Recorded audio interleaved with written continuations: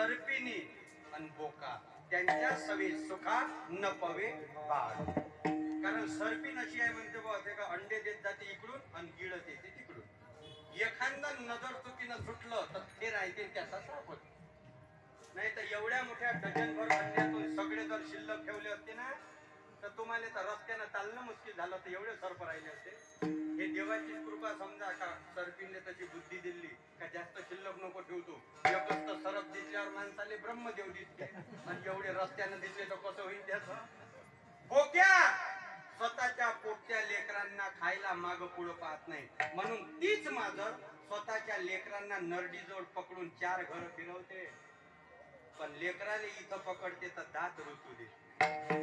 वास्तविक उंदराईपेक्षा काळजीनं पकडत असन स्वतःच्या लेकराला. किती घट्ट पकडत असन पण एवढूसा दात रुतू देत नाही. आणि त्याच दातात उंदीर सापडला तर त्याने तेरविले शिल्लक ठेवत नाही. याचं कारणच हे आहे जे पारमार्थिक आहे ते पिले होय आणि जे अदर विदाउट आहे ते उंदर होय.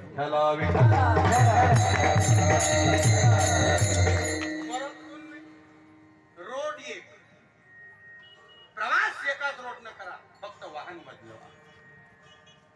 हायवे घ्या आपला मस्त जबलपूर हायवे बस आणि मस्त BMW घ्या 50-60 लाख आहे आणि बसा द्या एसी लावून द्या टेप सुरू करून द्या आणि मग द्या 220 तिकडे लंबा होईपर्यंत ड्रायव्हरले म्हणा ठेव गच्चीवर पाय ठेव गच्चीवर पाय.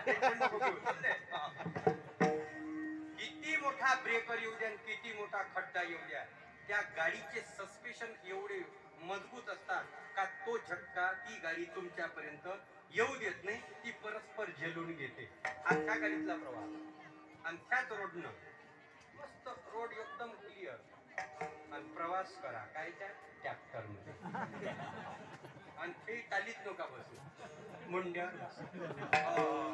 रस्ता किती सुद्धा असू द्या असंच करते रस्ता जरी किती चांगला असला पण प्रवास काहीच्या सोबत आपण करतो हे फार महत्वाचं महाराज. म्हणून संत महात्म्यांनी वर्णन केलं या 7 दिवसाचा आनंद द्विगुणित करणारा प्रसंग म्हणजे काला. आणि काला प्रत्येकाच्या जीवनात होत नाही. लक्षात प्रसाद सगळ्यांनी भेटून जाईल काला भेटत नाही. आमच्या तुकोबारांनी जे वर्णन केलं प्रसाद वाटू एकमेका नाही म्हटलं काला वाटू एकमेका पण वैष्णव निका संभ्रम. तो नुसता वैष्णव नाही निका वैष्णव. तो नुसता बाह्य लक्षणाने नाही तर आंतरिक वृत्तीने सुद्धा तो वैष्णव असला पाहिजे. तुकोबांनी स्पष्ट एका साध्या शब्दात वैष्णवाची व्याख्या केली. वैष्णव मनुजया अवघी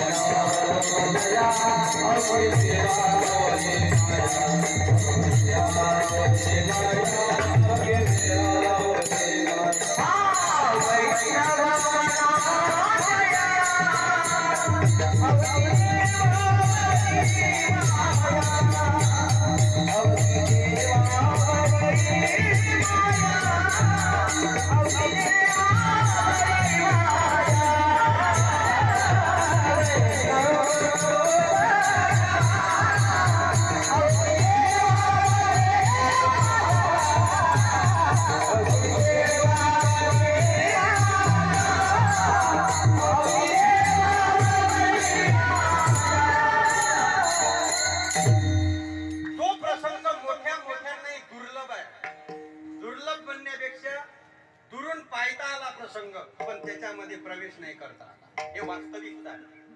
आजी होस अमरावती पण काला पहावया येते. खावया नाही पहावया.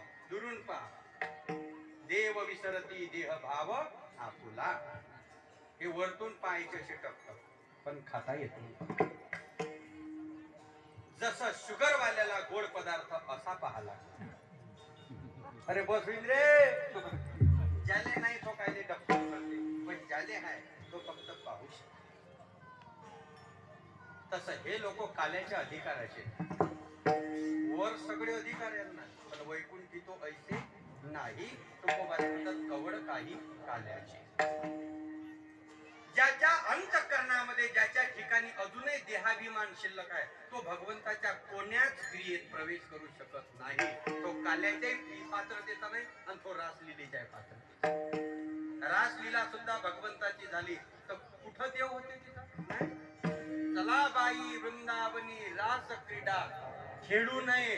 नाथ महाराज म्हणतात पाहू, कारण खेळण्याकरता अधिकार लागतो. पाहते तर कोणी दुरून पाहू शकते माणसं, पण आता एखाद्या पैलवानाची कुस्ती चालू आहे आखाड्यात, तुम्ही पण ऑब्झर्व करा.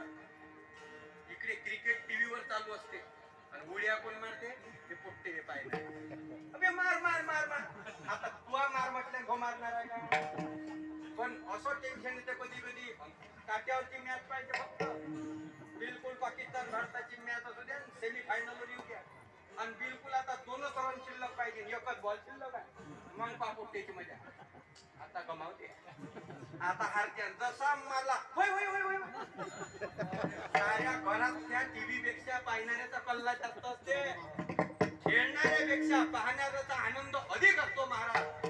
एक हाही अर्थ होतो का त्यांना खेळण्यात मजा वाटली नाही, त्यांना पाहण्यात मजा वाटली. कारण जे मजा स्वयंपाकात नाही ते जेवण्यात मजा. आणि तसंही स्वयंपाक करणारा माणूस स्वतः जास्त घेऊ शकतो. याचं पाहूनच मन भरते ना. आणणारे कोण? तुम्ही. येऊ द्या येऊ द्या. जे सुगरणी आणि उदारे रसज्ञ आणि जेवणारे. ज्ञानोबा म्हणतात या सगळ्या गोष्टी एकत्र आल्या का त्याचा आनंद काय होतो? द्विगुणित होतो. ते सांगणारे असेल, ऐकणारे असेल, म्हणणारे असेल, वाजवणारे असेल, सगळेच्या सगळे तुकोबाराच्या शब्दानुसार काते श्रोते आणि पाहते चतुर विनोदी दुष्टिते सोहमभावी पूर्ण ज्ञाते या सकळाते विनवणी करा विठ्ठल स्मरण. म्हणून हा प्रसंग वारकरी संप्रदायाने मोठ्या आनंदाने जगाच्या समोर ठेवला. त्याला आपण शास्त्राच्या दृष्टीने काला म्हणतो. तुका म्हणे काला एक अर्थ कोठे अभेद देखीला. ज्याच्या जीवनात काला झाला त्याच्या जीवनात भेद शिल्लक राहत नाही. पण हा साधा सुद्धा नाही. तुका म्हणे काला वैकुंठी दुर्लभ विशेष लाभ संत संगे. तिथे काला होत नाही. काला करण्यासाठी विशिष्ट स्थळ नेमण्यात आलं, जागा नेमण्यात आली. त्याचं नाव आहे वाळवंट. त्याला एका ठिकाणी रण म्हटलेलं आहे, रान म्हटलं, ज्याच्या काही शिल्लक राहत नाही. वाळवंटात तुम्ही काही पेरा, काही टाका, उगवण्याची शक्यता कमी आहे. कमी आहे म्हणण्यापेक्षा ज्ञानोबा म्हणतात आगी माझी पेरिले खडका माझी वर्षिले कर्म मानी देखिले स्वप्न जैसे. आगीत पेरलं खडकावर पाणी वर्षाव झाला, काय फायदा आहे त्याचा? काही जैसे. जसं रात्री डोळा लागल्यावर पाहिलेले जे स्वप्न असतात ते झोप आहे तोपर्यंत वास्तविक रूपाने खरे वाटतात, पण डोळा उघडल्यावर स्वप्नात काय काय नाही होत. आनंद माणसाचा मी नेहमी सांगत असतो का झोपला राहते तुटली बात, फाटकी वाकड आणि जीर्ण झालेलं ब्लँकेट. थंडीचे दिवस, गरिबीची परिस्थिती, एकच ब्लँकेट आणि तेही पुरं जीर्ण असं होऊन गेलं आणि झोपला तो. आता कमीत कमी आपण कोण्या बाजीवर झोपला हे पाहून तर स्वप्न पाहावं का नाही? स्वप्न पाहिलं विमानातलं. 1:30 वाजता विमानात बसला आणि 1:45 लँड झालं विमान. आणि जो फिरून राहिलं, आता काय स्वप्नातल्या विमानाला काय एअरपोर्ट असते का काय असते? ते कुकडी फिरते, ते तर सायऱ्यातून जाते कधी कधी. आणि मार फिरून राहिलं, 5 वाजले तरी विमान काही उतरे नाही. आता त्याला लोकेशनच नाही भेटत, ते कसं उतरल? शेवटी दिवस निघून राहिला तरी माणूस कोण उठला नाही, तर बाई त्याला उठवायला गेली. उठा, सूर्य डोक्यावर येऊन आला का जात नाही का वावरात? शेवटी ते होतं विमानात. मग तो तिले म्हणे 5 मिनिट फक्त मला एक सांग, हे विमान कुठं उतरू? मग तिच्या लक्षात आलं का हे स्वप्नात आहे. हे म्हणे एवढ्या इमर्जन्सी तर एअरपोर्ट बांधणं होत नाही, कौलावर बसत असेल तर पहा. ज्ञानोबाने ते स्वप्न पहा. स्वप्नीचे देईल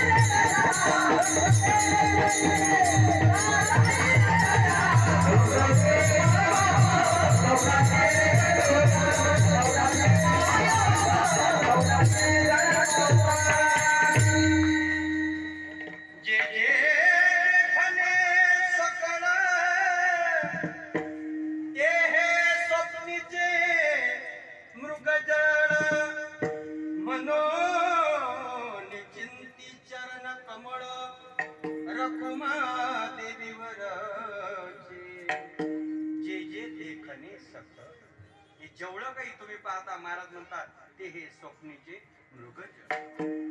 अजूनही काही काही माऊली म्हणतात हरणाच्या पक्षातले लोक शिल्लक आहे.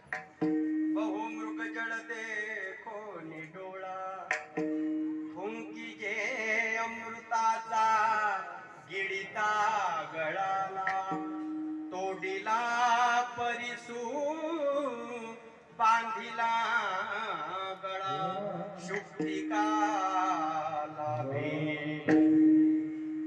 आणि हा आनंद द्विगुणित होतो तो बाहेरून नाही. आनंद कधी बाजारपेठेतून विकत घेण्याची वस्तू नाही, ते इथून प्रगट झाली पाहिजे आणि ती होऊ शकते फक्त काला या प्रसंगाने. पण तो तसा करता कामा नाही. कारण नाही काही नाही काही नाही आणले पोहे दाय दही मिरची निंबू आणि केला गंजात काला आणि दिल्ला मोडल्यात वाटून घ्या म्हणे काही तरी काही नाही आठवण आली करा म्हटलं काला. आठवण आली तर शिरा करता येते, भजे काढता येते, पोळ्याचे बोंड करता येते, काला नृत्य करता येत आठवण आली तर.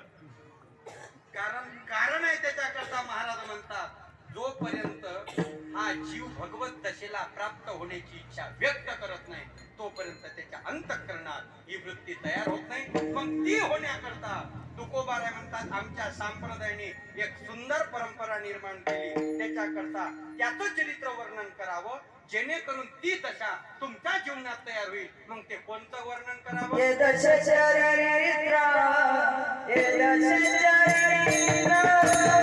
Thank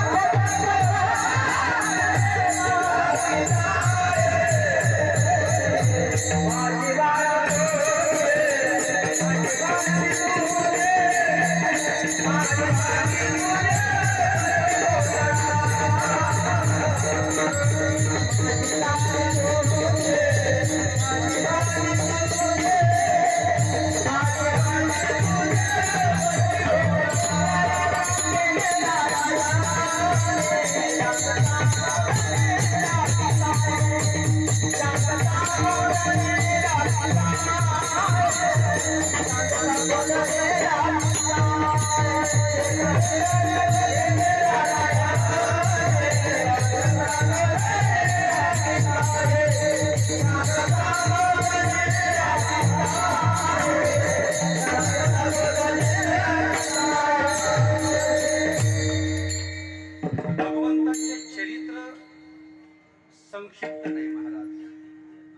व्यापक सर्वत्र समाना प्रेम से प्रगट हो मै जाना किंवा हरी अनंत हरी कथा अनंता कबही सुनाहू बहुविधी सब संता. त्याचं चरित्र तेवढंच थोडी आहे. आणि तुकोबारांनी तर सांगितलं रांगता गोधने राखी ये दशे या दशेतलं या स्थितीतलं फक्त साका. बाकी द्वारकेतही केलं, मथुरीतही केलं, अनेक ठिकाणी चरित्र केले. पण काला हे प्रकरण जगाच्या पुढे ठेवताना वारकरी संप्रदायाची प्रणाली ज्यावेळेला आमच्या साधू संतांनी आमच्या समोर ठेवली तर महाराज म्हणतात भगवंतांनी जो काला प्रसंग केला तो अगदी बालपणा सगळे गोपाळ जमून केला. मनोनी थोरपण परा सांडीजे येत युत्पत्ती अवघी विसरीजे जै जगा धाकुटे होईजे तै जवळी कमाजी. आपल्यातलं मोठपण बाजूला ठेवून जे माणसं कुठेही लहानपण घेतात तेच काल्याचे खरे अधिकारी असतात. काही काही मंदिरात जातात तरी अकळावा त्याचा कमी होत नाही. आणि हे माणसं काय काल्यात टाकता तुम्ही? हे काल्यात जरी उलटे पालटे केले बंदा तरी यायचं बजेट बसत नाही. हे किती काल्याचे कीर्तन ऐकू द्या आणि किती काल्याचा प्रसाद खाऊ द्या हे लोकायले खाईन पण काला खाऊन यायचं बजेट बसत.